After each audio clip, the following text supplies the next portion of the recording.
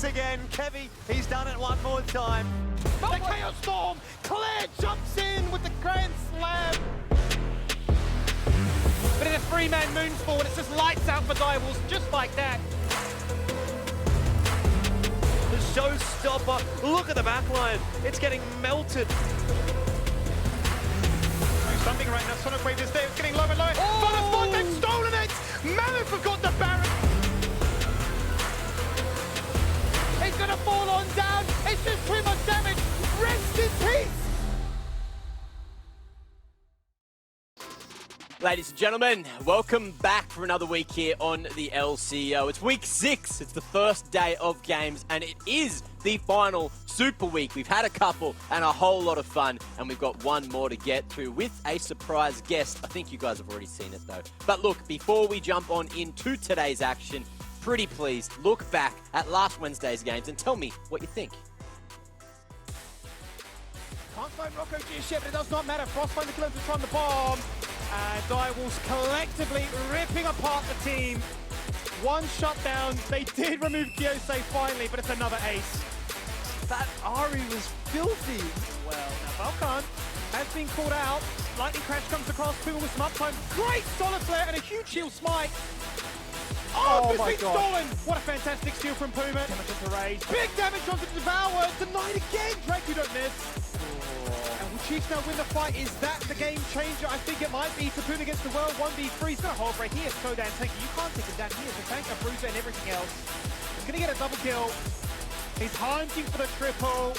And that is the first ace of this game. David was trying to tap into some Supreme magic of game gone by. He's going to try and hit him with the 1v3. Flashes across the wall. Nice realm walk. I'm gone. There's a package onto an isolated Caitlyn. Where's Caitlyn going? Oh! 2 rockets. And there you have it, of course, the big man, Maximize, just laying down the good word. So am I. Of course, it's Menulog mealtime here, and I've got 2 friends to join me. Also, returning is the big man, the Rustinator, all the way over on the far side. Rusty, how you feeling after your day off? I mean, it's been a while since the day off. It's been a full week. I won't lie to you though, Mac. I've got a monster sinus headache, and the bright lights in front of me are making it full of pressure. But I'm excited for a Super Week because that's what comes first. Not me. It's the Super Week. Very good. Now, we may also see Rusty float away at some point this evening as well. So don't be surprised if you see the green screen disappear and all of a sudden the magic's gone. But of course, it is Menulog mealtime. We've got a little bit to get through. And you guys at home, you want to win $30 to spend on Menulog? Well, Menupog in the bloody chat. You know it, you love it, get it in, and in about a minute or 2, you of course will be a lucky winner or a lucky loser. So, look, get them in, you've got to be in it to win it, and you can get yourself some dinner for you, your family, or anyone else, as long as they're in Australia, for free, or for $30 at least. Now, guys, while we're waiting, of course, the question is here. It's a very, very rainy couple of days, so, you know, it's dinner time. It is currently 5:33, and if you could have dinner right now, it's something to warm you up. What are we thinking? $30 is the limit. 30 shekels. Probably gonna get myself some pad thai. You know, get that one nice and tucked into. Maybe some Thai milk tea as well. Why not? Ooh. And you know, we're gonna break the bank. We're gonna get that money well spent. Okay, what about you, Rusty? What are you ordering? I'll go back to my comfort food. While I lived in China, there was a Vietnamese place that was just around the corner, and they had the most amazing toast and Vietnamese. Their milk tea as well was actually just mind-bendingly good. So that's probably a good comfort food for when it's raining. Sounds good. Well, you know, Vietnamese never goes astray. So I'd probably be in your bandwagon. A couple of bloody nice rice paper rolls there, and some apologies to everyone out there. Pho.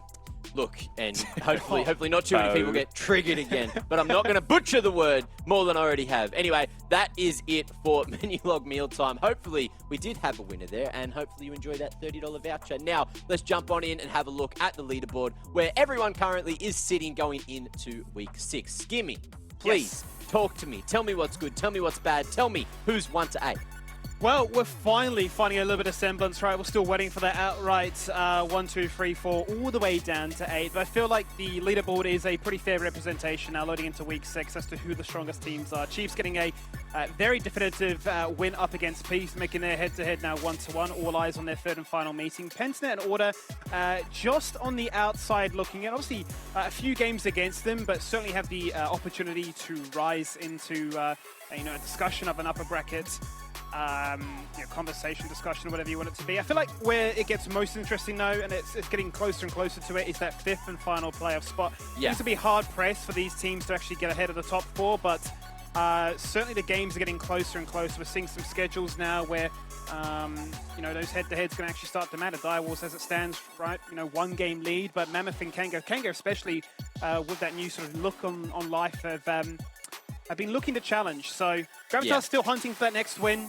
They'll need it because otherwise the stats really are against them. Now, Rusty, quickly before we jump into the schedule, anything you want to touch on here? Of course, you weren't here on Wednesday to talk about those games. Yeah, sure, Mac. I mean, the most interesting thing to me, you constantly talk about if there's tiebreakers in here, but let's take a bigger picture look at this. There's only 2 teams on the entire leaderboard right now that have a win or loss streak that is above the number 1. And that is the Chiefs and Gravitas with a 7-win and 7-loss streak, respectively. So that's how crazy this Super Week has been. No team is even on a streak.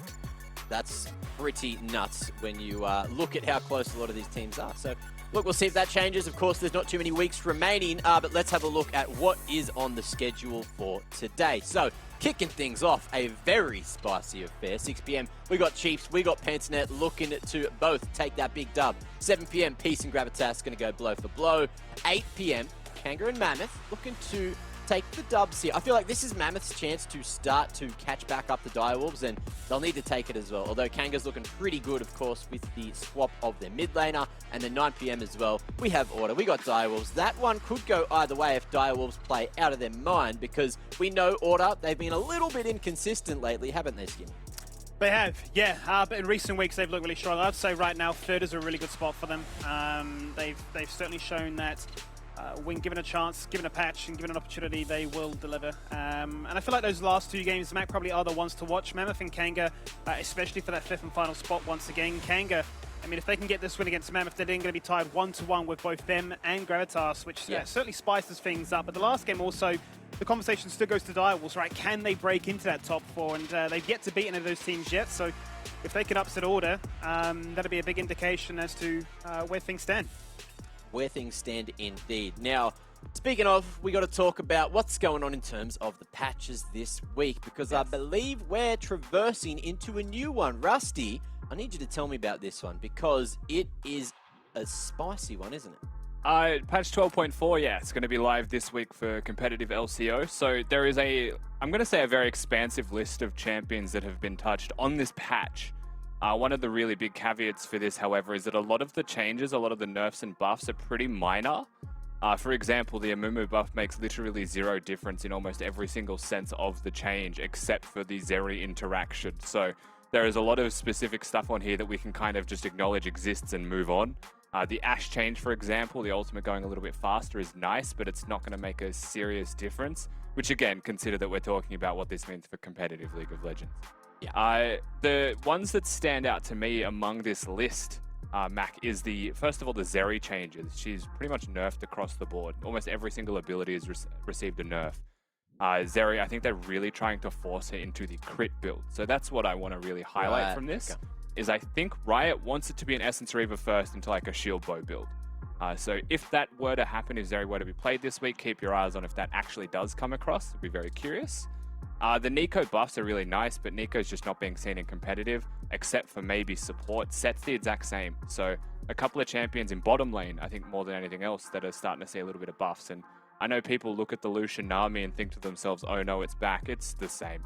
It's literally the same. It makes no difference. Okay, if you so see it, you'll see it. Too crazy coming out there. I guess, look, let's talk about these support items as well, because there's been a few little changes here too. Skimmy, do you want to touch on this before Rusty weighs in? Yeah, obviously a lot of frustration, right, when the Enchanters came topside, brand new meta, new ideas, new season. Obviously people are going to play the game a fair bit and figure out what's broken and abuse it for a little bit of time. So Smite tops were pretty cracked for the meantime. Obviously this is just changing their impact, so it's not as oppressive. Should trickle down, no doubt, from solo queue back into competitive once again. So limiting the impact that you can look to try and find with some of these support items, right, making sure that if multiple people on your team are taking it, it's far less likely that you have that sort of escape plan. What we were seeing was, you know, you just roam from your lane, and either you were finding success with ganking and getting your team or your carries snowballed ahead, and if that failed, you were just claiming objective bounties as that backup plan. So this should just limit the high risk, high reward nature of it, and actually give the enemy team that's having to lane into it a little bit more agency in the early game to actually use their strength. Now, Rusty, touch on this one, because of course you play a lot of support. What's it been doing for you? Nothing but frustrations, actually. Ooh, I'll tell you why. Because Skimmy's nicely covered the bounties and the objective bounties in there. And like, that's good, right? It's a good nerf away from multiple lanes having the support item. As a support player, if my AD ints, or if I need to push a wave in pre-5 minutes, it's now capped at 2 minions per minute till 5 before the Spoils of War passive comes on, which means you get like 4 gold for a last hit. What a joke. I'm a support, my AD has entered, I want to push the wave in, at least give me the money for the effort that goes into that. It's actually super just turbo cringe, to be honest. And so, is it kind of like when you buy a jungle item and you go to the lanes a little bit too much because someone's DC'd and you just... Yeah, you know, you start getting like 4 gold for a last hit. Yeah. Because the game's determined you're getting way too many lane minions. It's the same thing for supports, and it's literally 2 minions per minute until 5 minutes max. Ooh, that's... It's nothing. That's rough. That is rough indeed. But look, there's a few more changes we're going to get through, of course. Now, you've had your rant there, Rusty. Anything you want to rant about here? You're going to, you know, suffer from the rejuve bead changes? I mean, I'm not an Akali player, so there's not going to be too much suffering from this one. They've doubled the cost of the rejuve bead, so this is it was a pretty niche strategy in the first place. Some Akalis into some matchups would go the triple rejuve bead. I think you've also seen it occasionally from Shen.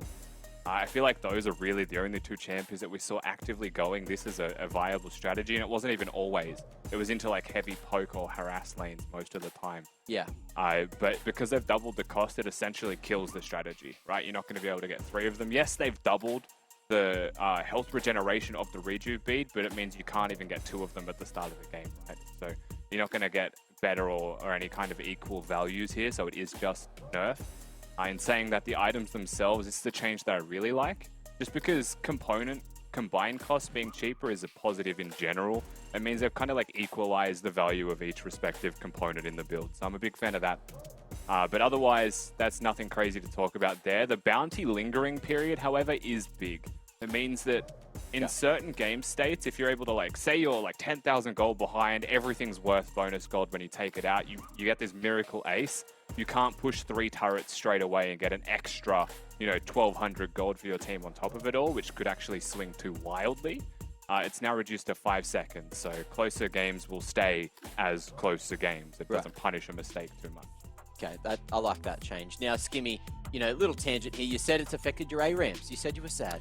It has, yes. Back in my day, I'd load into an ARAM game, I'd play a tank, I'd start out with that exclusive item in the ARAMs, I'd get the Horn, I'd get the triple rejuve beads, I would be a weapon, unleashed in lane. You just couldn't bully me out. I'd be hitting that snowball, I'd be diving you level 3, I thought I was good for a second, perhaps, you know, letting into the Chiefs. But yeah, you know, a bit of a side story, bit of a sad day, and that's my 2 cents. Mate, you'll always be a weapon. Don't let anyone tell you anything different. But look, speaking of weapons, well, these are champs, but look, they are weapons as well. Now, Rusty, you have a couple of champs that you've seen around the world, but we're not seeing a heap of play here in the LCO. So, talk to me about it. Yeah, a lot of these champions are being seen around the world, but not here, bar the Vega, who has been seen a lot in the LCO. So we'll start with Ryze. Ryze in the LCO has a 46% pick ban rate from patch 12.3, I believe that is. It's a very similar percentage through the whole season anyway. The LCK is 98% and the LPL is 89%, so it's double. Right, they love their Ryze, and this is a champion that we've been talking about for a very long time now. I feel like I say it every week. Where is the Ryze? The one team we have to celebrate is Peace because they've been actively playing it. You're starting to see a little bit more of it as well. We know that Tally is a very good Ryze player, so it'll start to crop up more and more. But I want to see teams picking Ryze constantly. I want to see really good proactivity working with your jungler with this Ryze pick, because Rise gets priority in most matchups right now, and he's not being picked for the damage that he puts out, similar to Twisted Fate, who isn't on this list but should be in the conversation as well. We're not seeing nearly enough TF where the rest of the world has so much priority on it, and that's because you should, like, if you're playing for your jungler, Rise and TF are insane. If you're playing for your side lanes, Rise and TF are insane. And you really want to see more and more of that, but Rise can force priority where Twisted Fate tends to have weaker lanes. So, more Rise. Jace, 46% in the LCO, 70% in all top 5 regions. Jace is one of those top laners that, I was thinking about this one, right? I feel like we have so many top laners in our league that just take the L in draft before we even kick off the game, right? They're just blind picking Ornn, Set, Sion, they just say, whatever, like, you can take my first 3 towers, I don't care, I'm just gonna survive. Jace can still do that, but can also have a lot more agency if your jungler gives you a little bit more attention. So I want to see more Jace play, which innately means I want to see top laners care a little bit more about the results of their lane. Which is, you know, a pretty big fundamental shift that I think we need to see. But we've celebrated Peace for picking the Rise. We should also celebrate them for picking the Jace, because that is one of the picks that TN loves and makes work very actively, as does Top Boon. The Tryndamere, for me, is just a pick that we're seeing extremely prevalently in the LCO, just like the Veigar, which is to say that we're not seeing a lot of these other champions, and for some reason we're over-prioritizing, over-indexing the Tryndamere. And my running theory for this is to, 1, why we're seeing so much Tryndamere, and 2, why we're not seeing Orianna and LeBlanc, is because all of our good mid laners are top laners. Legitimately, all of the good mids are tops. You've got Appy right now, you've got Tally, who's just constantly switching, and they will command the meta because they are the winning teams. So as it stands, what I want is for Shock and Claire to come back and bring Orianna and LeBlanc back into the meta, because right now, it's just Kyosei doing it strong for the mid laners of the league. The rest are just top laners that have come down and just taken over. Well, looks like we've got a bit of a mid drought then. Now, anything you want to touch on, Skimmy, before we jump on to the next segment? I think he's hit the nail on the head, right? We definitely saw a lot of those mid roamers for the globals come split 2 playoffs last year. How important they were, right, for sort of determining how the game would ultimately work out is going to be huge for a lot of these teams. Maybe it's just a case of setting it until you know, when those best of 3, best of 5s come across, but who knows where the meta's right by that stage. But yeah, Kyosei, look, the guy's going to play Ari if he gets given a chance, but he is going to lock in things like the LeBlanc and the Orianna as well. So Kyosei saying, you know, don't worry, boys. The other lads, they've retired. I'll carry the torch. Well, we'll see. We'll see. Now, you guys at home, I miss you. Look, and I'm glad you're back for another week, and I'm glad you've got some secret content, because again, it's from the fans. Make sure you're sending them in at LCO, #LCO, and please design a brand new League of Legends champion. Send it in. It can be memes, and just say, look, it's a League of Legends. It can be your dog. Send it in, call it a funny name, and then we'll say, hey, look, that's a sick League of Legends champion. So, so we want the congratulations. whole champion? Yeah, a whole champion. Maybe a head of a champion. You draw a face and say, hey, this is Face Man. And then that doesn't really run with the theme of League of Legends what at lane all. would Face Man be? AD, right? Because they think they're the face of every team. No, he's jungle, because he's face checking constantly. Oh, That's all it's true. all about, all right? Now, look, we do have 2 submissions already, so you guys have been hard at work creating some champs, so let's see what you've come up with in the kitchen. Lord. Oh, well, this is way more than I was expecting. You I'm not said reading this. I refuse. Skimmy, you can talk quickly. It's you. So what I really care about when I look at a new champion is their ultimate. Like, how broken is their ultimate? If not, and how long? Like, how big is the text? Because that's the running theme now with a lot of these champions, right? Sometimes champions, one ability is bigger than even a passive, or say something like Nasus. What have we got? Mordred. So shout out to Mordred. Actually going to become a champion in the game as well as on the staff here. Mordred dashes / rolls while switching weapons in the process. Aphelios 2.0.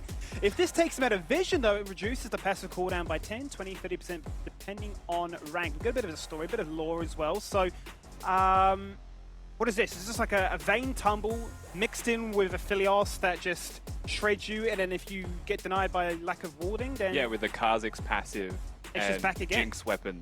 Ooh, okay. But melee and range, so more Jace. Like, it is a crazy, like, tribrid of just every possible champion. Yeah. Okay.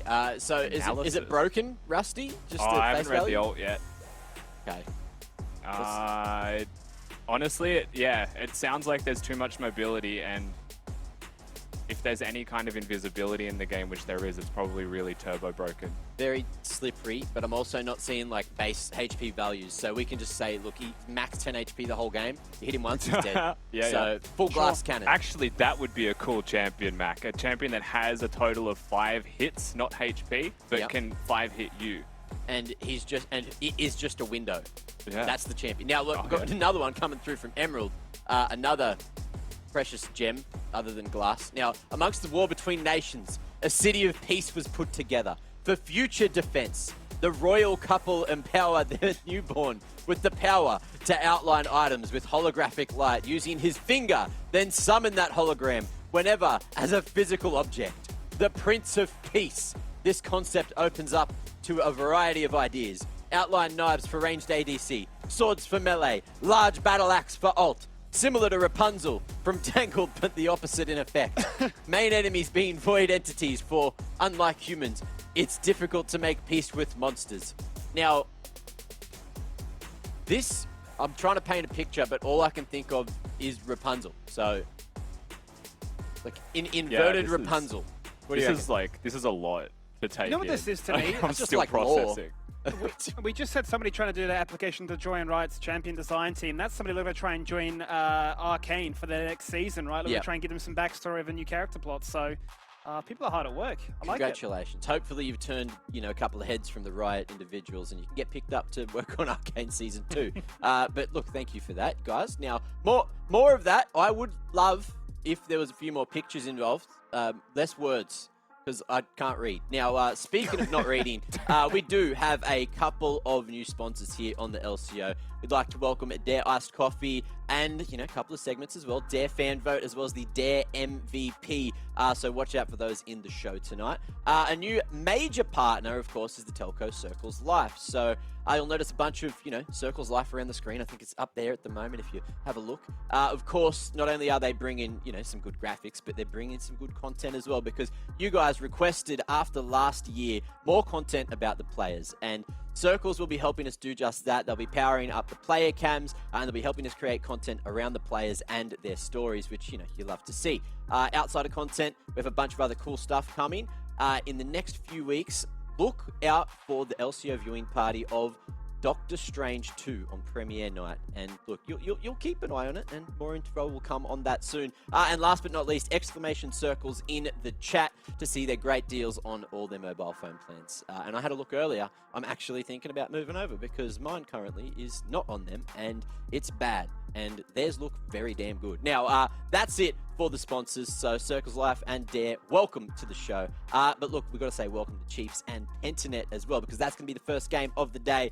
Let's talk Chiefs. So you're talking about people, Rusty, wanting to, have a stronger top lane, right? But you're going into Tapoon. So what the hell can you do to beat this man?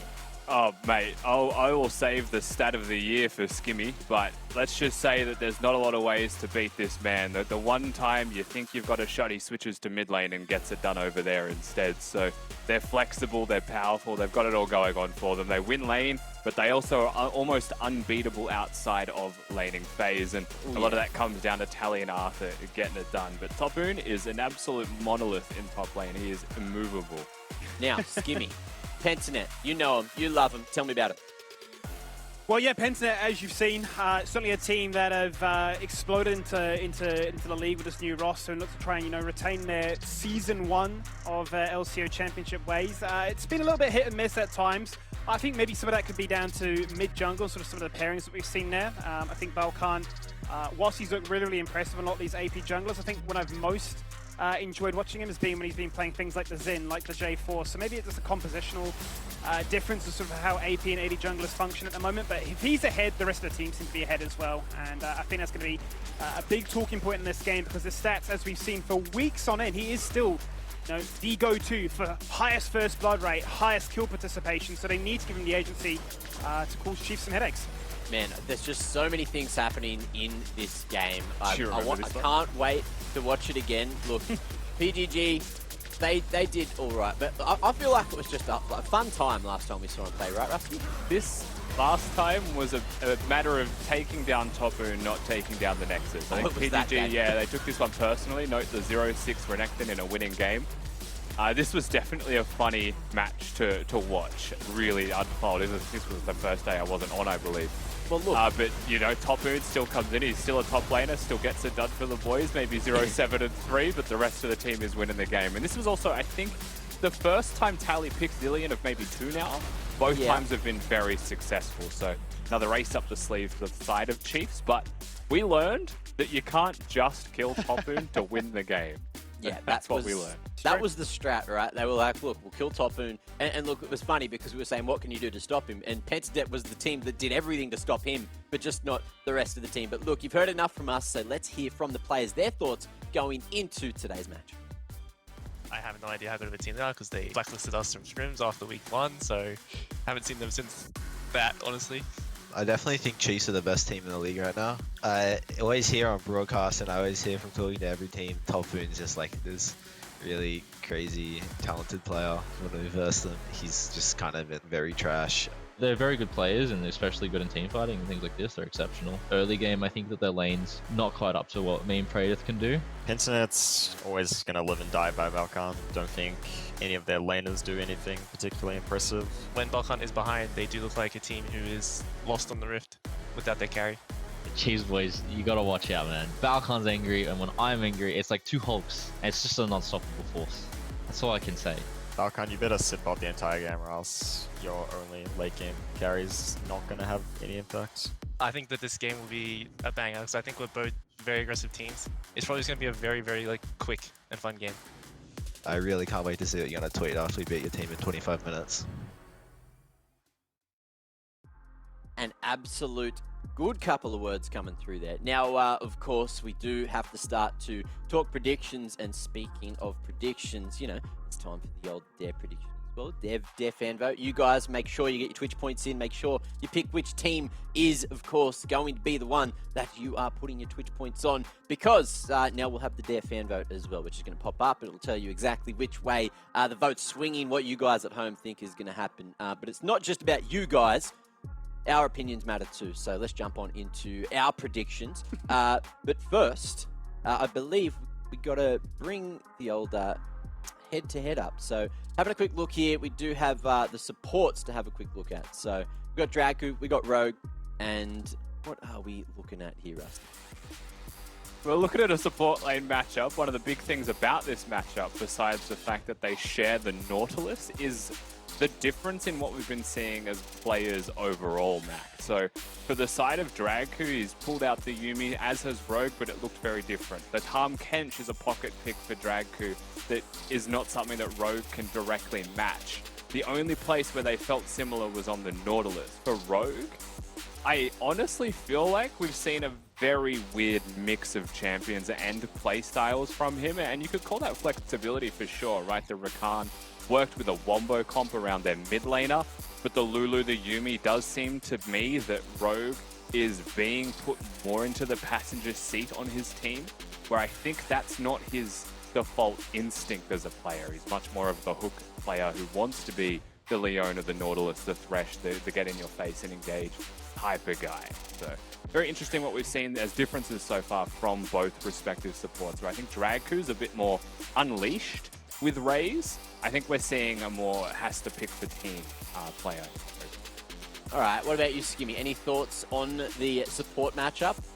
Yeah, well, Dragu is the one that will say, I will play Tahm Kench, whereas we've heard it very dominantly come out of Rogue saying that he just thinks the champion's overrated. So I feel like it could certainly be an idea that needs to either be looked at in draft or will just be, as Chiefs have showcased already, they will just first pick it. The only other similarity that springs to mind apart from that Nautilus is the Rel overlap. Both have shown that they might be the only two that will play it if given a chance. So certainly could be an interesting occasion in the bot lane if they look to try and play for lane, or if they try and default and just play for sort of deploying on the map and roaming better. Yeah, I feel like, look, these teams, they have the two... Well, it's weird, right? Because you're looking on paper, you're looking at the talent from the players. Top lane matchup, you've got Winter, who's definitely one of the better top laners. Bot lane matchup, you're looking at Praedyth up against Raze. So things can get absolutely crazy. It just depends on, I guess, how draft goes and how they play today. Because PGG, they've been a little iffy. They've even said it themselves. Look, they're waiting to just make it to playoffs. play the best of fives, be able to get, you know, a larger sample size than just these, you know, best of ones that we're currently in. So at least this is going to be another attempt for them to sort of get back, sort of hit back and really punish Chiefs for what happened last time. But look, other than that, we got Kitty, and she's got a great opinion too. So let's bring her back in for another week. Kitty, how you feeling today? Hey guys, happy Monday. Everyone's feeling a little tired, but we have another week of LCO to go. But, you know, guys, I am a Lulu player. I am an Enchanter enthusiast, and someone else who has Lulu as their most played is Rogue. So let's bring him in for the interview. Hi, Rogue. I see that you already have the suit ready. So I actually saw you struggling with a tie a few days ago on Twitter. I was wondering if you have perfected the ways of tying a tie, given that you had a couple of days to practice it. I've been practicing. I practiced right before this interview, and I think we can pop this interview out, and I'm going to show my masterful expertise with a new technique that I found. It will be beautiful. So, while you tie your tie, hopefully you can also answer these questions. Hopefully you can multitask. So, you look a little bit lost. Yeah, I'm already confused, Right but I got there? this. Okay, well, let's continue with the interview. So, you guys are going against Chiefs tonight, who remain first in their standings. Who do you think is the core player in their roster? Yeah, so this is a question that surprised me a little bit, because I definitely would answer Dracu. He's been a stand-up performer on that roster for a long time, and I don't know if that's going to be the case anymore, because, you know, coming into this week, I thought that he's a huge reason for their success, being almost undefeated, and now, you know, they bench the guy, and then the next day later they change their mind because the other guy fell through. So I can't imagine the guy's playing at 100% after that, you know, sitting in a room full of people who clearly don't want him, which I can't seem to understand why. So I think, yeah, bot lane's a big place to look, big place of contention for this one, for sure. Controversial, if I should say. We definitely have some competition going on in that support role. But while you do your tie, let's talk about how you guys went off against Chiefs last time. So last time, did you do it? It's not bad. It's definitely not there all the way, and it's a very simple boy, but he's going all right. Looking sleek heading into your game tonight. Beautiful. But my point was, so you guys actually, last time you guys went against Chiefs last time, your strategy was focus Tapoon and win the game, which I believe you guys were playing towards Winter, where Tapoon actually ended the game 0-7, but he won on the Renekton. What's going to be the focus today?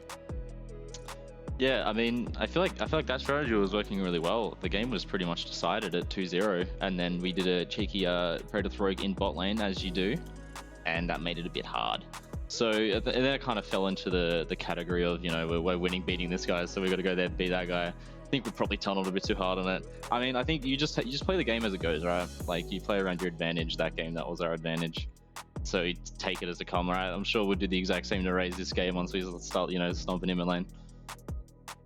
Well, hopefully Predator doesn't do any, you know, cheeky dies in the mid lane. I'm not going to say the word with starting with I because that's not really good, but you looking sleek as ever, and hopefully your gameplay will be just as sleek.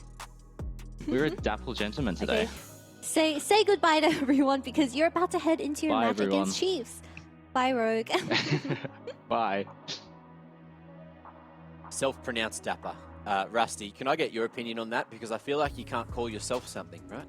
My man's is, one, not wearing socks or shoes, so he's gone caveman suit outfit, and two, hasn't got a collared shirt on and has just tied a tie up for nothing. So he's just wearing a really long form choker. So it's an interesting way to say dapper. I'm very curious to see what he would go like with an actual collared shirt on. Can he tie it up properly then? Because then the pressure's on. Maybe he's, you know, that little bit between caveman and dapper, and we call it the cave mapper. What do you reckon? Cave chic. Cave chic, caveman chic, beautiful. Now, let's have a look at the predictions. Let's see where we think this game's going to be going for game number 1 of the evening. I've gone with PGG, who I do believe are the underdogs going into this one. And the rest with Chiefs. Is it just because Chiefs are looking bloody star-stunning brilliant at the moment? Rusty, What's going on? For me, it's a matter of like, I think we know what we're going to get from the Chiefs and we don't know what we're going to get from PGG. So I could have swung my vote easily into your court here and said we were going to get an absolute blinder from the side of PGG, but it's just not something that you actually bet on, right? It's not something that you actually predict. So yeah. I am always going to default to the Chiefs here until proven otherwise, and I'll be happy if PGG scores enough. Okay, what about you, Skimmy? You need to catch up to Kitty. At which point are we going to see something sway the other way? Well, just every time I go up against Peace, I'm just going to vote against them and just, win the 50-50. That's how it's going to work in my favor. Okay. But for this game, yeah, I think the stat that Rusty was mentioning, you're just looking at Taput in particular, 17 solo kills. He's like double, leaps and bounds in a league of his own as the solo kill monster. So you can target him, you can make him go 0-7. He's still going to win the game somehow. I just actually checked that before. He's like world 9th. So not only is he smurfing here, but in a global sense, like top 10 most solo kills. He's insane. Insane. And who is it? Who's at the top? It's like Eminez, right? Yeah, I was saying Eminez. So back when I started casting League, yeah. Hang on. Tell me that story right now because we got Champ Select and I don't want to be on camera while you tell it. Oh, okay. No, fair enough. Yeah, well, I suppose funny enough, right, if we do go kind of down memory lane, he was part of Legacy 2020.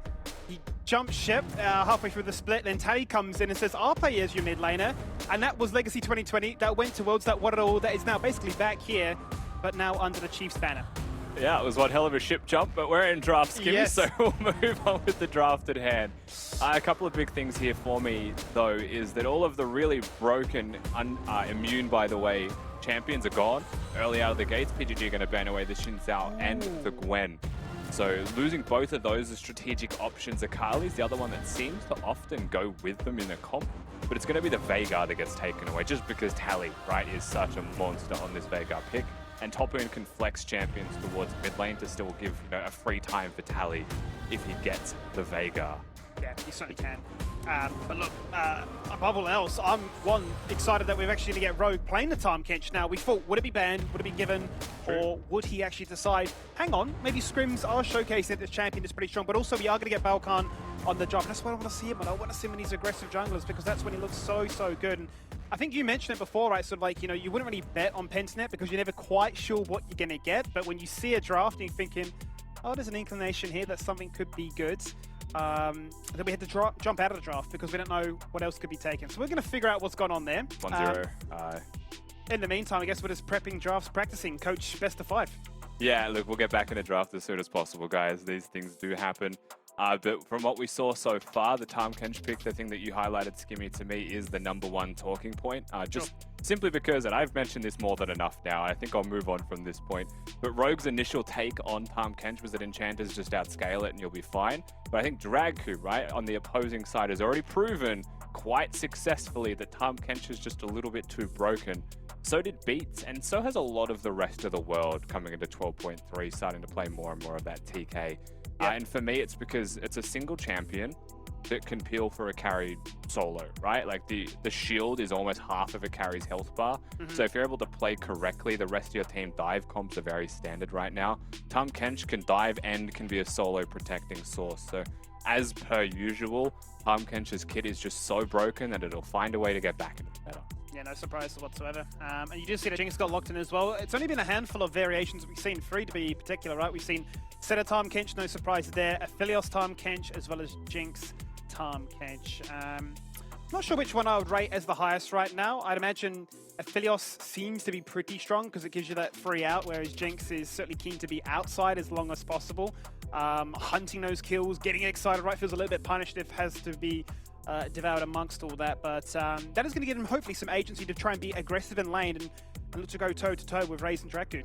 That was actually a big thing for why the Chiefs have looked so commanding lately, right? They're just able to win their lanes. They're able to play aggressively through their 2v2. We actually recently saw it was the Tristan and Braum, I think, from the side of the Chiefs, and it's kind of unlocked Raze into being an absolute monster down in bottom lane. The aggression, it was a bit of bush cheesing, but they did enough work to even pull games back from deficits. And that killer instinct for me is something that even at the very start of the show today, Skimmy, I said I want a little bit more from other lanes.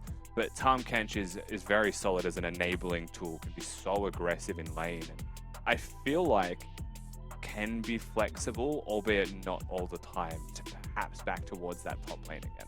Does beg the question when we would see that, right? Given how critical we have been of top laners, just, defaulting to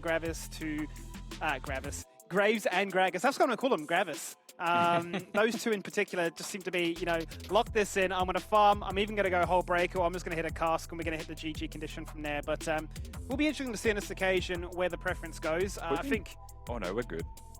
I was going to say, we might have been juked by the pick ban. Skimmy spending so much time talking about the time Kench, but it's good. It's the other side. Yes. So we are remaking the champion select from the second ban phase. So everything that we saw will continue on. So Yeah. just confirming that we haven't wasted 5 minutes discussing picks that aren't real. They are real. We're good. And we just need to move on into the second ban phase. We're here, we're chilling, we're waiting for that to obviously get rectified and sort of covering over what we've seen so far. But let's bring back the gang, bring back the panel, bring back Mac and Kitty to talk things so far, because I suppose we got our predictions, we got our story times. That gets interrupted, Draft does too. But Mac, what do we think of what we've seen so far? I am thinking that it doesn't really matter, because all I wanted was your story, and you told that, and it was satisfying enough. So Thank you. If I can get my prediction right, that's kind of satisfying too. But yeah, I'm a little bit worried. Look, Tapoon, man's an absolute machine. I would not be surprised if he gets at least another single solo kill. I don't know, Kitty, what are your thoughts on the draft so far? Well, I did see that Chiefs third picked Zilean before we actually got out of Champ Select, so that's going to be Tally picking the Zilean mid again, which we've seen before, and he did really well, and I think he was even CS with the opposing laner. I forgot which match it was, but he did really well in terms of CS. When you are on those utility champions, people don't expect you to have that many resources, because you want to play for your jungler, because you are the enchanter in the mid lane. So I'm excited to see what Tally has in store for Arthur, because Arthur will probably be the star of the early game. Also his pocket pick, isn't it, when you think about it? Tally's only played Zilean against the top 3 team. PGG and Peace. Yeah. Good point. Not bad, not bad. Now, look, while we're waiting, I know Menulog mealtime's done, but Kitty, you never get to be a part of it, because, you know, you don't come on at the start of the show. So I need to ask you the question that I asked the boys. You know, it's a rainy day, it's a beautiful, well, it was 5:30 when I asked the question. But what are you getting for dinner? $30 value. So every time I use Menulog, I always grab Red Rooster. Please don't hate me. Apparently a lot of people don't like Red Rooster, but I love Red Rooster. But the thing I usually get on Red Rooster was, I believe, the I don't know, it was like a gravy chicken chips thing. Yeah, no, you're the good. You're good. poutine looking thing. That's the only one I thing really you can like that, but they got rid of it from their menu. So Ripper roll? Is that what it's called? no, it's like a poutine kind of thing, Mac. Oh, okay. Well, yeah, I know a lot of people, and a lot of people get that. Although, I think the issue with getting Red Rooster is just that around Sydney, at least, you know, we have so many good chicken shops that so people frown upon that. But no one frowns upon KFC. I don't know what it is. People just seem to roll with it. Either way, look, Zinger boxes, mate. Zinger Can't boxes go wrong. are great. I'll tell you what else is great. Having a second attempt at the old Champ Select. So let's go back in. I'm not going to walk too far in case things go wrong. Oceanic Pools League, we're back into it, and let's talk about where we are into the second half of this one. So once again, that's where we were at. So these were the free picks on either side into the second phase, into those bans, and into now targeting Winterer. Yeah, so the champions that we need to acknowledge with the Zilean this time are the Aphelios and the Lee Sin. Lee Sin gets pretty heavily enabled. This was what we saw last time from the Chiefs as well. It was a Lee and the Zilean combo. Basically means that Lee Sin can look for those in-kick angles, but it's going to be protected, right? So there's no dying there really required. It enables you to make more aggressive plays, particularly in skirmishes when you've got that safety net ready for you. For the side of PGG, the choice of the Jarvan, I say this a lot with most Jarvan players, you don't really want to pick Jarvan if they haven't shown both solo laners, but if both solo laners have no mobility, it's free, right? Because your ultimate will just force a summon a spell minimum, and that's a transaction you would take any day of the week. This time around, the Zilean, the Aphelios, 2 champions that can 100% be locked down by a Jarvan ultimate, can combo decently well with a Jinx ult with a Tahm Kench W also. So, lots of positives here so far from the PGG. Certainly are. They obviously get a ban away. Anything they could look to try and run down some of their squishy AD carries. Tryndamere obviously fits the bill. Same could be said for Malphite, which obviously could shrug off a lot of that damage, whereas the Chiefs have banned away AP to try and make Yuri's life a little bit harder. TF is still up there and available, but as it stands, I feel like just out here hovering an Ahri. I feel like maybe it's a Corki angle from mid if the Tryndamere's banned. The alternative as well is a Jace top lane. If you're going to be banning the Malphite and the Tryndamere away, it could just be that you want to be playing the Jace Jinx, and then you could have a Corki, and that could be a whole comp, right? Sure. We'll see where they choose to go with those bans. The Rumble is a takeaway. That Rumble did see some slight buffs on this patch, but I think Rumble's always actually been really good. So I would not have been surprised if that was a Winter champion. Keep it to Jace though. Second Jace of the split for himself. As you already mentioned, right, it's been heavily dominated by TN. 4 games. He really leads the line for what a champion is, like a top 4 discussion in this league as a most played champ. But well, I suppose now that we've got the Ahri, that's more likely looking like the Enchada handshaking that bot lane to go into this time. Kench, Aphelios and Zillion, but hang on a minute. Now we're hovering pikes. We That's don't know until surely. things are locked in with the Chiefs, do we? But we're expecting the Zillion to be support into the Tahm Kench. And then the rest of the composition to follow here from the side of the Chiefs. Top lane is the last role realistically left standing unless they pull something crazy on us. The Sylas pick is nice. We've seen it be pretty poorly played, I would say. We've seen the Ahri win this matchup with Ignite. But Sylas, you could just expect mechanically, right? You steal an Ahri ultimate, you've got a million dashes, +1, +2 really, because you're a Sylas, not just an Ahri. So it can work very successfully in mid lane. And that should be confirmation on a top lane pick here. It should be. So the Akali comes out again, and we've seen it played already here by Tapoon. That one game which had devastating consequences. He spotted your AD carry. That's all he needed. Target was locked and perfect execution was landed. But as far as things go here for PGG, ease of execution, I'm looking at a mid jungle that is basically saying we're keen to scrap, we're keen to get in your face. We're keen to punish a little bit of that lack of mobility, as you already touched on, in particular to the Ahri post, or pre-6, I should say. But yeah, in terms of matching the poke, it'll be very hard to try and go into this Jace, and it really does seem to me that Chiefs are just hunting for picks. Yeah, there's no shot the Chiefs are trying to match poke by any means, right? You've got Akali, Lee Sin, and Ahri that are all looking for flank angles, for picks, for finding those individual kills before fights break out, ideally. And really, both bottom laners are just self-sufficient as 2v2. You've got a Zillion and a Tahm Kench that are designed to save their carries, while giving a little bit extra to the rest of their team as required. So to me, it feels like we've got a 3v3, or I mean, in reality, it's a 3v2. Both top sides trying to take out the enemy bottom lane, and then both bottom lanes just designed to scale safe as possible. So very interested to see how this game chooses to play out. I think that Jace and Akali has a lot of unpredictability in top lane as well if junglers pass that way. Case, as they will have the poke, they have the tankiest nature as well. Chiefs opting to go raw damage, very squishy in that regard, but we know they got the mechanics and the ability to make it work. Loading into the Rift here for game number 1. It's week 6, can you believe it already? It's the final Super Week. It's a chance for teams to really find their groove. Let's welcome back Coach Udisoft from the side of PGG to hopefully figure out if they found their groove too. Hey boys, how you doing? Doing very well. How about yourself today?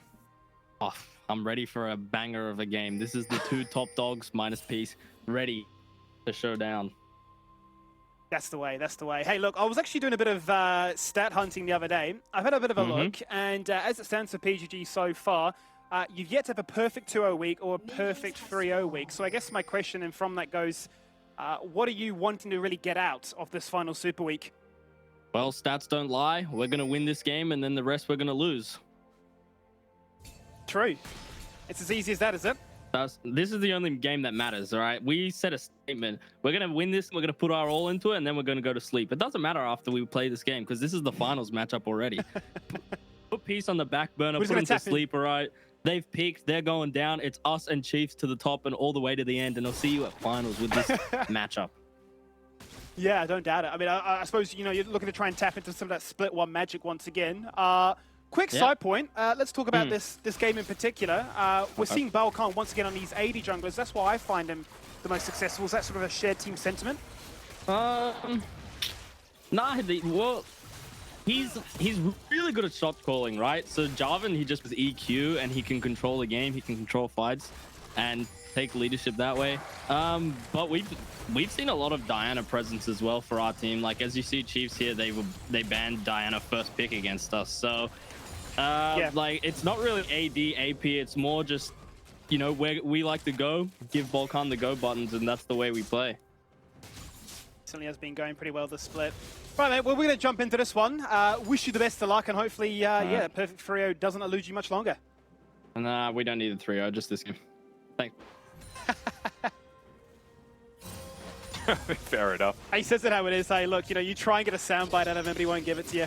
Life is short term for the side of PGG. This match is everything for them, clearly. So we'll see how much their preparation comes into play here.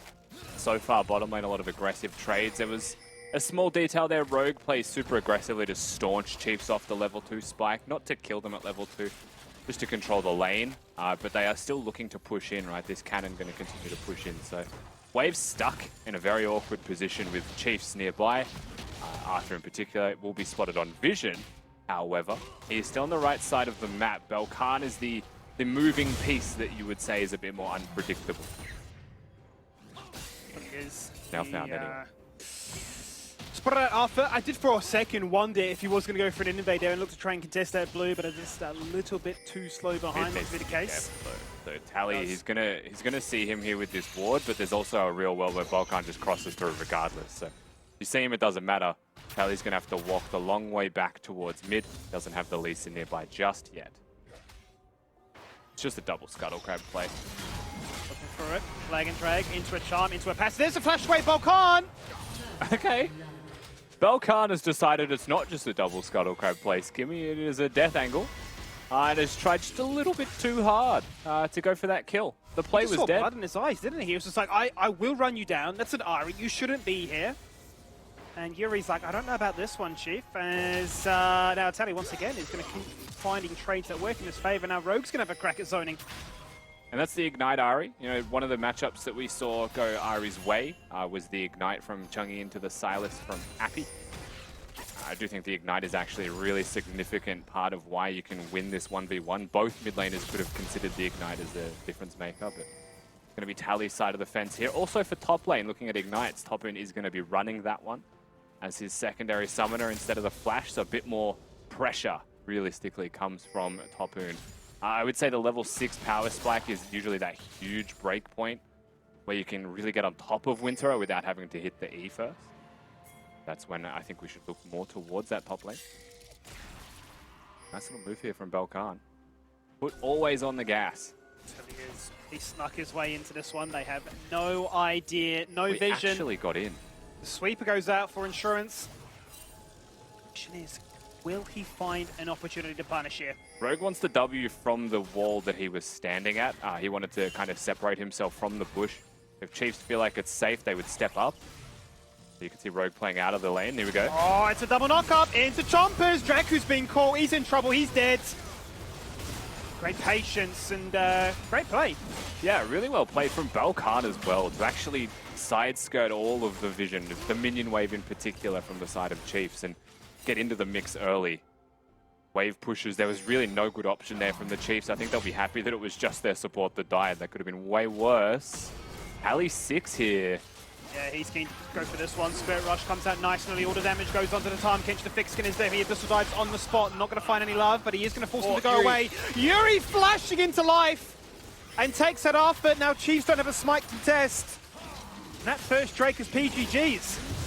They have the advantage in support, right? Rogue's alive. Dragu was running back from the base, so they just play towards their numbers. The attempted pick was solid from the Chiefs, but there was still a heal ready from Praedyth in the first place. They just don't have enough damage. Tally, no Ignite, and heal there from Praedyth. I feel like that engage was actually just a pipe dream. You try and one-hit Rogue here, but he'll survive through it. Gets the W off as well, which forces the disengage from Arthur. And Yuri, we spoke about this, but you give a Silas and Ari ultimate. Look at the distance that he just covered.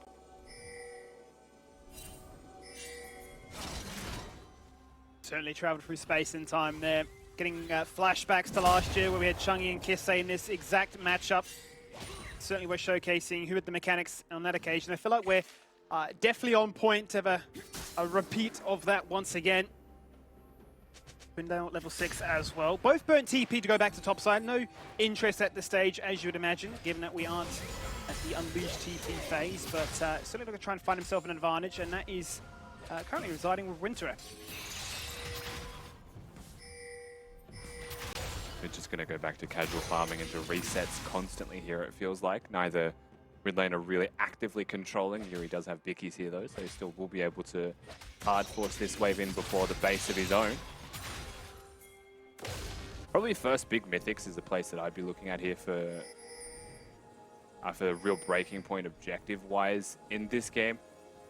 ADCs could be considering map flips at 8 minutes, but it seems like they want to stay in bottom, and a nice ward from Raze will spot Balkan, the Predator waiting in the flanks once again. Certainly is making their life hard. I think it's a good talking point also, whether or not we will see any map flips. Both of these teams have been at the forefront of claiming as many plates as possible per game. They top the table, top 2, so certainly going to punish any mistake of lane assignments or opportunities to Do they get here in time, Skimmy? That's the question. You've got Balkan spotted bottom, so Arthur hits the Herald. Just not in time at all. Do they want the fight though? Arthur's got this. Now, can he just dash away to Tally? Will he get given a chance to even do so? No. Denied. Now Balkan once more. The rocket from bot lane not going to connect. He was already gone by that point. Yeah, Arthur no flash, and of course by picking up the Eye of the Herald will not have a ward hop. So he was very reliant on his team being nearby. So it does end up becoming a trade, a kill for the Herald. But the Herald was secured, it's worth 100 gold, and it has the potential of 320 gold worth of plates. So there is still a lot more money on the map ready for that as Raze. Gonna still away in Philios weapon set up for the meantime, and just all the way back to mid again.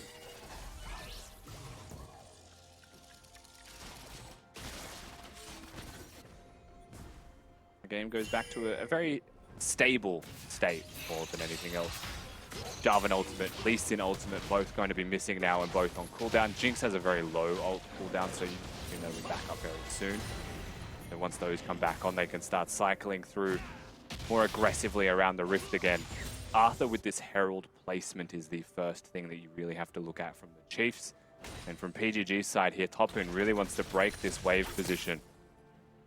As it stands, you've got a Tear, you've got a Null Magic Mantle, and even the Phage being built from Winterer, so we know where that's going. Gonna break some holes. He can kind of keep the wave in this position, right? Abuse the fact that he has enough wave clear in his kit to trim it down and then hold it. He has the sustain, he also has the survivability with the refillable potion, 3 biscuits in hand that he's gonna pop. Topun stuck in minion wave hell at present. Keeps faking that he's basing Skimmy just to try and get Winterer to push it, but here we are. Yep, he's not taking that bet. He's not going to get baited out by that one. Into mid lane we go. Tally going to get flashed upon by the flag and drag, but has the Spirit Rush, can turn around, and there is the Zillion Bombs that locks you in place. You have to be very careful there, but oh, a great Abyssal Dive. Tally might be dead. Chrono Shift, he needs to cop some more damage. It comes across, thankfully for him. Oh, Yuri. Oh, the Guardian. Wow. Wow, Arthur flashing forward a Sonic Wave. Everybody, just a calamity of skill shots, but nothing connecting. Yeah, I mean, it's just a symphony of missed skill shots just flying out one after the other.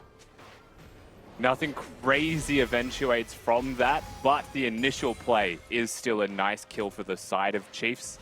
Is still a Herald Summit in mid lane for 2 plates as well. That's a big deal for Tally in mid lane in particular. Then you've got the Zillion nearby to save him as well. Balkan, flag drag flashes with no ult. So he just dies, Skimmy. I'm really starting to see some questionable play coming out of the jungler of Pentanet.gg, it feels like. Just no damage between the two of them to follow that one through. A 6 Zillion stun from Drag, who I will add. I think an area auto attack would secure it, but Guardian was just a little bit too clutch from Rogue.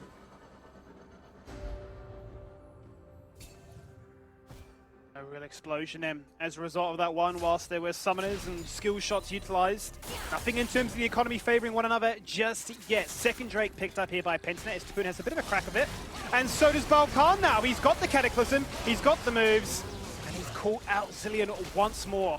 It's genuinely insane that Balkan can make the play that he does in mid, get a summoner spill out of the Zillion and immediately make it worth, you know? Arthur, can he answer back? Yes, he can. Takes on his countryman. And is now looking for a second on towards the Tahm Kench, not the target you're really after. will not get punished for it, but at least they trade 1-for-1 as, well, Winter has just copped the 1-for-1 topside too. Yeah, we highlighted what was happening top lane, right? Winter is able to keep that wave in such a great position for such a long amount of time. Note that prior to this, Topoon did use the ult, so he really is just in trouble. I think the W from Winter on the Jace also showing his position constantly. And it's just a matter of biding your time. Had the Gate Shock Blast in reserve, that's how one-sided that skirmish was, Skimmy. And Winter solo kills the solo kill leader from the LCO. That's big. Put that one on the resume. Absolutely, yeah. Killed Topoon. Hire me. Okay, well, Balkan is certainly not going to stop as Raze does manage to sidestep things, turns around with the Graviton, but is that enough? Has to flash away from the rocket. Would have been lethal, would have been taken down, and if not, Rogue was very keen on the flank too.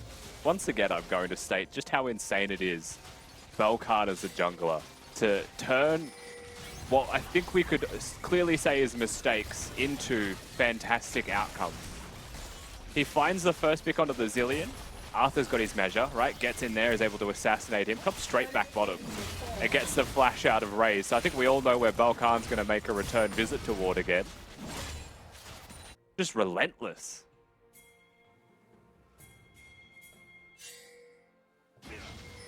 Off in our top side, looking to try and back up his top laner. Says you need some attention, and this is what it looks like. Fortunately for us, we can't take you down. You've got the whole break, and now Tally's want to have a crack at things. A charm and a spirit rush under turret with the ignite is enough. Now can he dodge the skill shots off this Silas? Look at them go through space sometimes, like Need for Speed up on the rift. Where are you going? They are drifting, but they will fall on down. Can Arthur answer back? Can he take down Yuri? Oh my god, Yuri's insane. He's missed it. Yuri has dodged it as well as he could. I think he's just out. Yuri with W up probably survives through a resonating strike combo as well, so he might try and take Arthur on here. Arthur respects it and will have to ward hop away. Yuri just goes nuts. This is consistently happening, Skibby. What? Okay, I think he held his W for about 6 hours too long there. To be honest with you, this game is just getting messy. We saw Belkan get a kill in bottom. We didn't actually get to see it on screen. We'll watch how this plays out. Zillion ults himself, and I feel like Rogue spits him out. Belkan just says thank you very much for that one. Yep. Hunting for the second, the Ignite would secure that one. Yeah, not going able to get the auto attacks off. That's red, white, Aphelios as well, so very strong. You could see that Chiefs were like, maybe we can win this, right? I've got the weapons for it. Just not going to happen.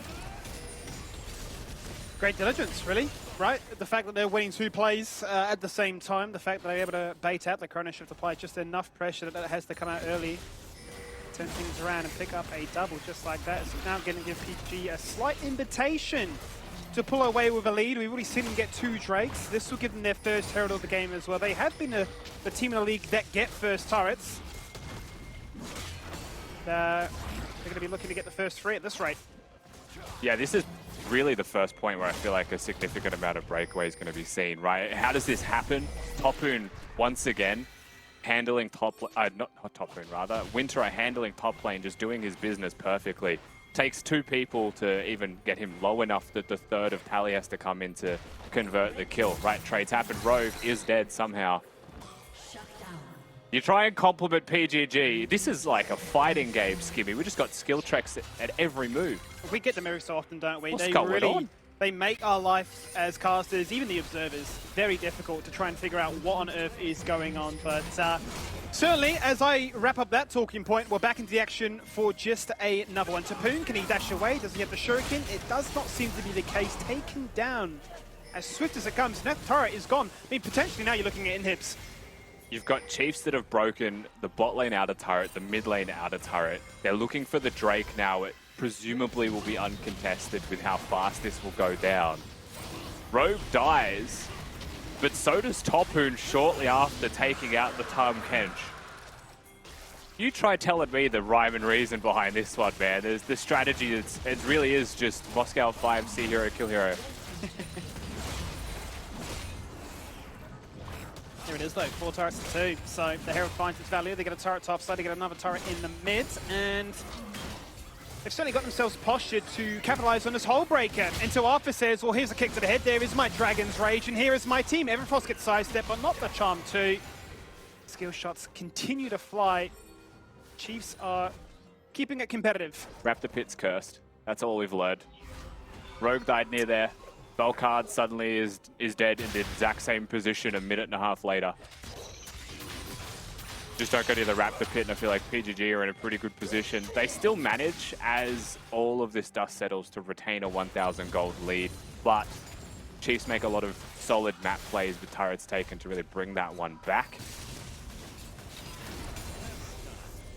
We're seeing, honestly, a clinic from Winthrow in top lane. It's very refreshing to start the day off skimming by saying, I want to see more Jace, and then you see this kind of Jace performance. You certainly do.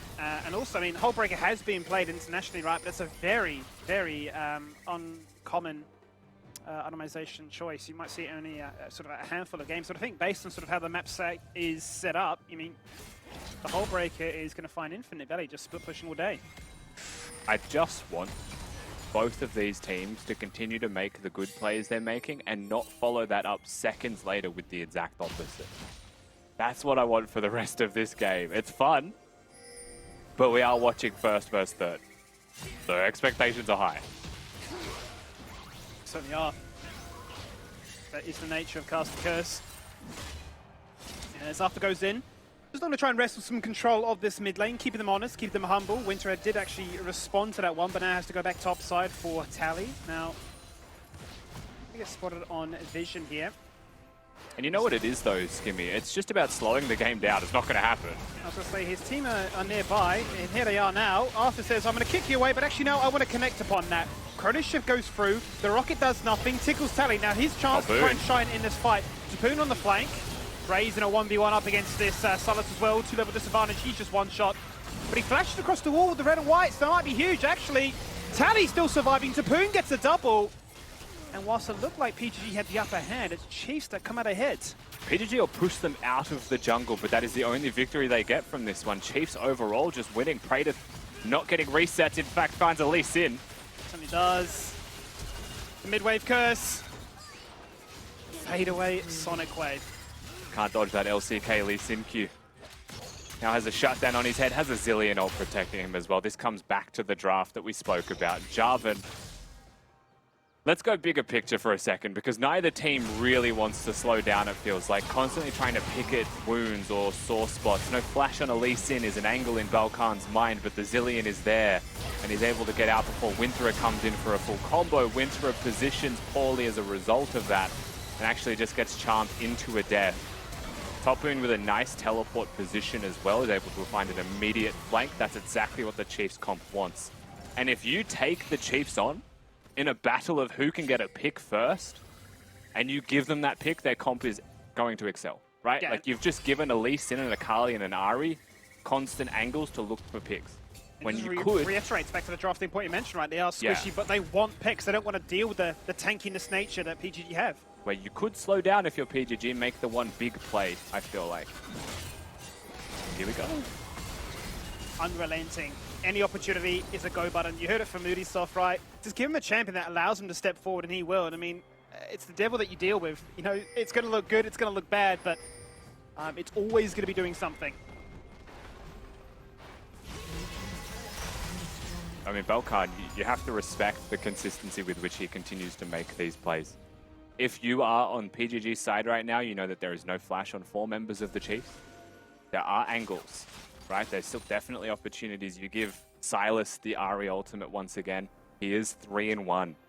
A very large Silas to deal with. Not that his lane opponent is weak by any means. Tally's actually huge. He's been getting a lot of side lane gold as well with some turrets taken solo.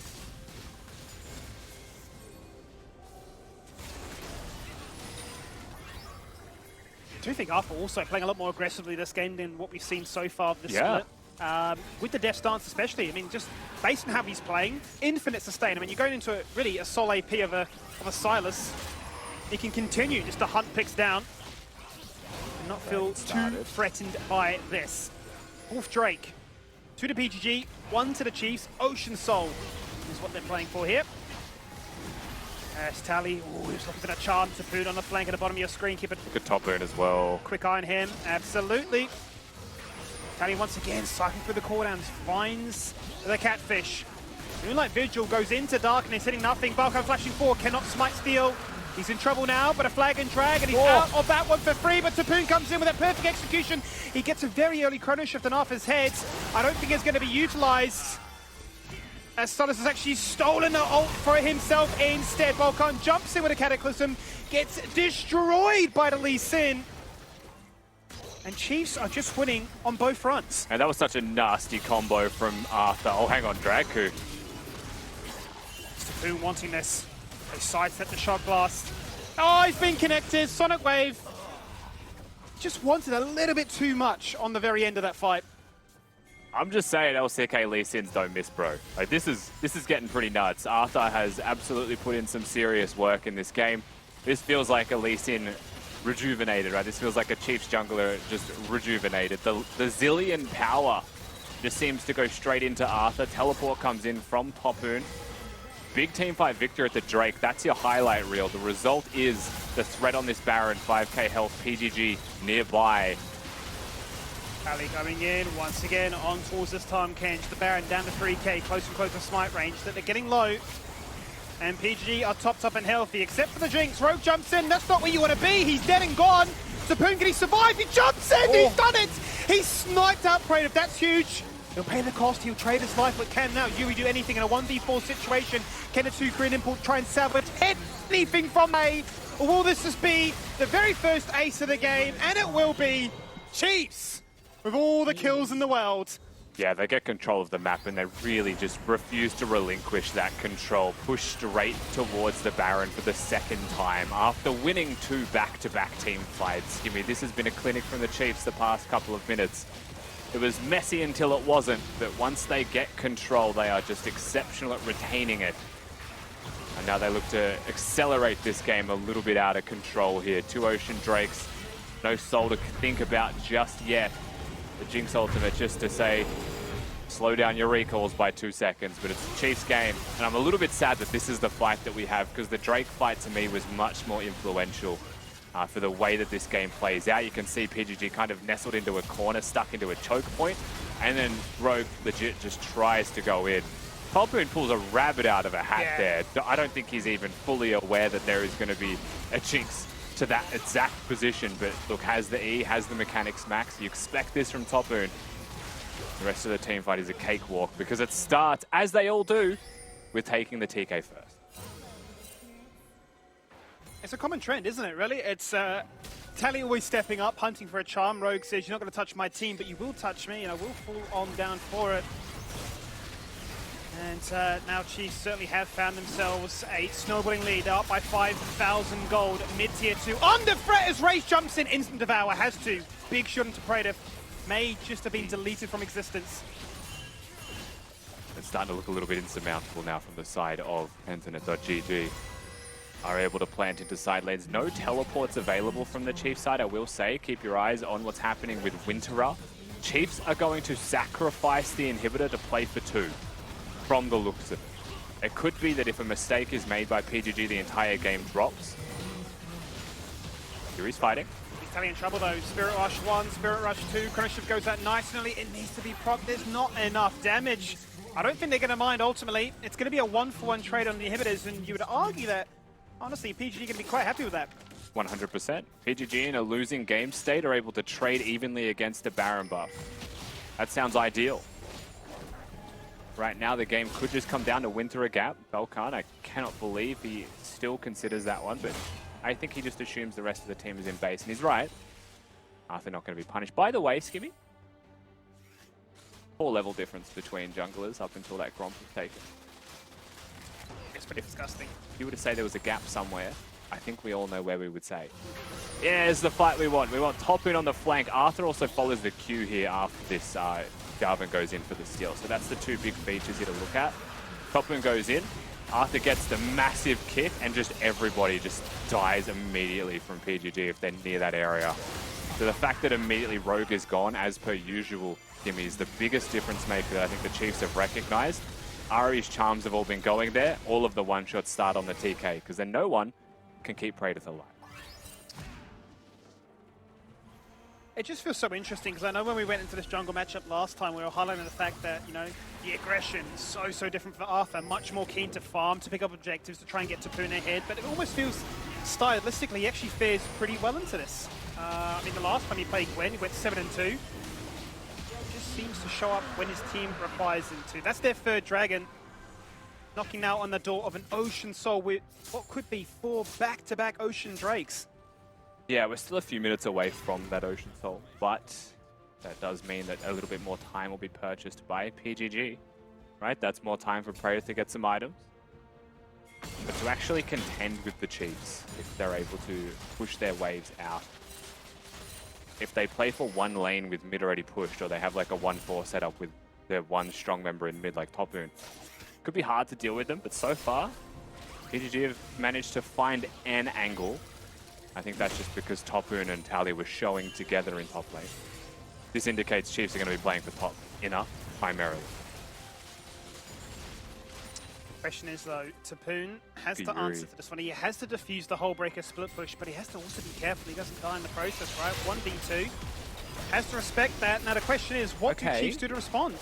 Yeah, and they really have tempo on this one. Pentanet.gg are here fast, a zillion recalls to respond, and I think PGG will just back away. But this stems and completely stops any kind of top lane in a turret push. So that is a turret for nothing. Chiefs may have control of the river, right? They may have control of the most central point of the map. Praetor. Can they count out Praetor? They're going to go into the bot lane of Pentanet, and they're going to try and turn their attention onto either target. It could be the Jinx, it could be the Tahm Kench. We'll take either, and we'll find one. They've got to run away now as the charm goes up for Yuri, who's hunting to try and do just that to him. You got a Spirit Rush, but so do I. We return to the scene of the crime when he went for those drive-bys. Oh, that Vigil is going to connect, but it's only going to be onto one. Early Chronation goes out towards Arthur. He has too much sustain, too much regen. Triumph, Death Stance. You can't take him down. He's going to turret dive you. Topside onto Balkan, answering back with a stopwatch. But his team have capitulated around him. And now it's just going to be a lonely Jinx up against the world to try and defend this base for 40 seconds. I mean, straight up, Arthur is just a jungler possessed right now. He is by far the MVP of this game, working with Tally. Hunting for Praetor.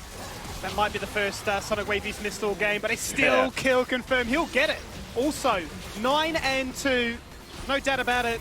The MVP of this one. When the team needed him to rise up, he's done it one more time. And at 30 minutes on this one, I had a few moments. There were a few bumps in the road. There was chaos, there was carnage. There were 34 kills to talk about. But Chiefs now 12-1. I just feel like a half step off a couple of very good decisions here is Pentanet.gg as a team, where Chiefs are just one step ahead, right? They are just one step further in terms of refinement ahead of their opponents on the day. Today, you give them an inch, they manage to take the entire game from you. Full respect to the side of the Chiefs for the way that they're able to play that one out. Credit where it's due to PGG for picking at wounds, right? For finding openings, for absolutely insane play from Balkan. It's not always going to work. In fact, it didn't a lot. But he always bounced back and actually made another aggressive play, and that was working. And they found angles, but not nearly enough to beat the Chiefs. The Chiefs are too class. Yeah, I think you called him out pretty much every single time, right? He was popping his head into a lane. There's a flash. He's going to come back. And I think every single time you said it, it was that easy. I mean, off screen, he's just, I'm making that gank happen again. You aren't predicting it. You aren't expecting it. But I am finding it. I did also find it quite fun at the end there, Mac. You already see Tapoon straight into the VOD review. He's looking at that matchup and thinking, what could I have done better? He's not wasting any time at all. Man was just bloody everywhere. Look, I need to let's say apologize to Arthur, because I have said in the previous weeks where he hasn't had as much impact as other junglers in the league, but today, oh my, this man just put on a absolute show for everyone. Look, bit of a rough, I guess, get-go, but other than that, he didn't miss too many cues. You guys were going on about it the whole damn cast, and as well, look, Chiefs definitely deserving that dub. I still was hoping that PGG, after the early lead, might have been able to drag it out a little bit, but, you know, Chiefs, their team play, their protocols are just on another level right now compared to PGG. So hopefully we see PGG, you know, come back from this one and devastate tomorrow, because, look, last time they did cop an L like this, it was more the bounce back that you had to focus on, right? Chiefs, though, I guess this one was expected. I love the change up in the comp. So look, not too much like tanky business going on across the board. There was a whole lot of damage, and look, their positioning on point. their moves just on point, and you were talking about the mechanic maxing. There was a lot of that going on this game, especially towards the end when they had that slight lead. So Rusty, look, let's talk PGG for a second. What do you think that they could do to, if they look back at the VOD here, what could they do to improve next time? I mean, there's a lot of things that I feel like Belkan got a little bit mind-controlled. Arthur could play League of Legends to just follow the Jarvan around and would win the game from it, right? Like, if that makes sense to you. The first Scuttle Crab that Belkan sneaks away because he has vision of Arthur at Gromp is fair, but then he crosses through mid on vision and chooses to try and engage on Tally like 10 seconds after being seen on vision. It was so glaringly obvious that it gets countered when he was realistically just going for a double Scuttle. And I feel like it needs to be like, understand your limits, like understand your opportunities, and not every time when the Chiefs are presenting a chance is it real. Like, there is legit, some of them are really hard to kill, and you can't just do that when there's a Zilean in the game. If you're going to play like that, Zilean can't exist. Well, what about you, Skimmy? Any takeaways from this one, or are we just happy with the result, happy with the W, and another prediction in the bag? Yeah, I think frustration for Pentanet here, because they showcased their class, and yes, they were going for a lot of these aggressive fights. It was just like a sort of a handshake of rolling the dice, taking a gamble. But they open up that top end hit where you're thinking it's a 1-for-1 trade when they really shouldn't be finding it, right? The gold was, as you can see from the gold graph there, steadily clawing away from them. But it just felt to me as if they entertained the idea of Chiefs hunting for those kills a little bit too often. So would have loved to have seen them maybe try and set up strong, try and punish any siege attempts from Chiefs, and just let Winter push it more. One other thing as well, Mac, is there wasn't really any crowd control from the side of Pentanet.gg as a comp, right? Jace top lane, Jarvan jungle, and then a Silas mid. So it was very hard to actually lock anyone down and play the comp out. So it might have actually just been a Corki poke angle where they changed their mind when they saw the Ahri. Perhaps the Zilean flex caught them really off guard. Okay, so maybe it was just that draft diff, as you mentioned, mind-controlled. Also, good to see that gold diff graph popping up there, so you can sort of see where things started to take a turn for the worse. So hopefully we can, analyze that now in the post-match for the next couple of games coming up. Look, I feel like Chiefs, they played out of their minds. And the fact that Arthur, look, I mentioned it before, but he had the most damage done on the team as well. And he's playing a Lee Sin. I don't know if that's like a common thing, but you're looking at all the other champs that are there, and I'm thinking Lee Sin shouldn't be the one that's dishing out the most damage, right? No. I mean, maybe if you're going like lethality back in the day, right, like Black Cleaver, and just like, I want to be the carrier of the show, but Gore Drinker, Death Stance, he was just, as Rusty said, right, chasing around this Jarvan, entertaining the idea of I want kills, but he just wasn't taking any damage. Yeah, it hit a point where he was just immune to it all. Exactly what it's all about. Now, someone else that dishes out the damage every single time she enters the Rift is Kitty. So let's have a quick chat with her. And who do you have to have a quick winner's interview with, huh? I don't know about the damage being tossed out on the Rift from my end, but someone who is performing on that Lee Sin, because Korean Lee Sins are built different, is Arthur. So let's bring him in for the interview. Hello, Arthur. Congrats on the win. How is the How is the Chiefs Gaming House doing with the weather situation? Well, it's like flus so much. It has been rain for like 2 weeks, so I can't really go outside for like getting food and stuff. I just Uber is maxing. Sorry, Menulog. I mean, if you can't go outside to eat, then how does the delivery guy from Menulog come to your house?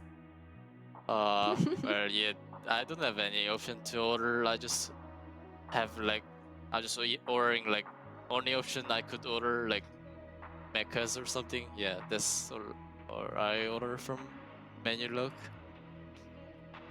Well, hopefully you enjoy your Macas tonight, but let's talk about the game you just played. So that was probably your best game so far in the split on the Lee Sin, now having a 100% win rate after 4 games. What was your role during these important teamfights, especially around that Baron and Dragon?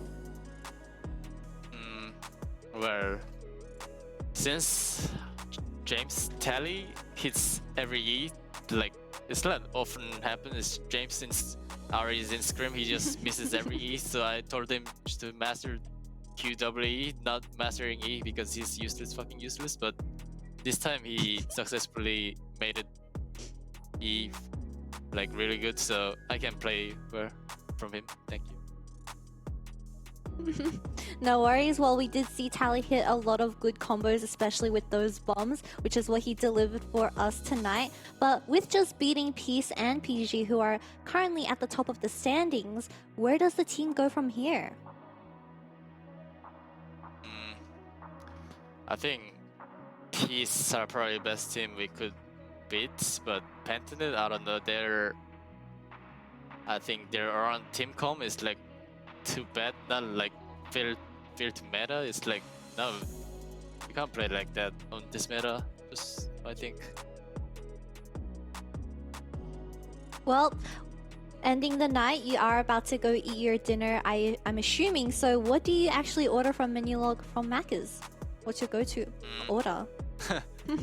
I'm ordering double quarter pounder and large chips and Diet Coke, and if I'm being hungry too much, I'll probably order maybe 5 pieces nuggets. Sounds great. I'm getting hungry now. Before I get too hungry, I'm going to end the interview here. Well, congrats once again on your win, Arthur, and hopefully you have a good night's rest. Thank you. Macca's Nuggies Breakfast of Champions. Quarter Oh, hey, pounder. we're back. Okay, so a couple of things I took away from that. Not only some dietary tips, but also the fact that Tally is getting free W's. Apparently he's useless, just getting carried to the top of the leaderboard. Rusty, thoughts on Tally being useless? I have no thoughts on what Mira says about his laners, because constantly it's just a wealth of they're bad, we're going to lose, if we lose it's because they're bad, and then they just play really well, so you never know what to actually believe anymore with the Chiefs, do you? That's it. And they've only copped that 1L so far, so, you know, it's a good place to be at the top of the damn leaderboard. Now, it's a good place to be the Dare MVP as well. And guess who it is? It was Arthur, because he popped the hell off in the interview as well as in the damn Rift. So have a look here, 9-2 and 13. That's a pretty solid KD for any jungler to come in. And 91% kill participation as well. Very mobile throughout the Rift, Skinny. Yeah, very mobile. 91% is insane. I mean, we've certainly seen a few games that split from a lot of different junglers where the Lee Sin starts off strong, finds it a little bit hard in the mid to late game to continue to be at that level of success. So transition it from the very beginning all the way through to the last point, so much as we saw before. He's done the most damage as a tank Lee Sin, so certainly no doubt about it. His best performance so far, and fitting to be called the MVP. Very fitting indeed to be the Dare MVP. Now, ladies and gentlemen, that is not the only game we have today. Fortunately, there's 4. And to get to the second, look, first is done, but a break's in the way. And I'm going to push it right out of here because, of course, we've got to get to the other side of it to get into Game 2. It's going to be Gravitas up against Peace just after this. Again, on Force's time, Kench, the Barret down to 3k, close to smite range. Then they're getting low. And PG are topped up and healthy, except for the Jinx. Rogue jumps in, that's not where you want to be. He's dead and gone. Zapoon, can he survive? He jumps in, He's done it. He's sniped out Kratos, that's huge. He'll pay the cost, he'll trade his life, but can now Yuri do anything in a 1v4 situation? Can a 2 green impulse try and salvage anything from A? Or will this just be the very first ace of the game? And it will be Chiefs with all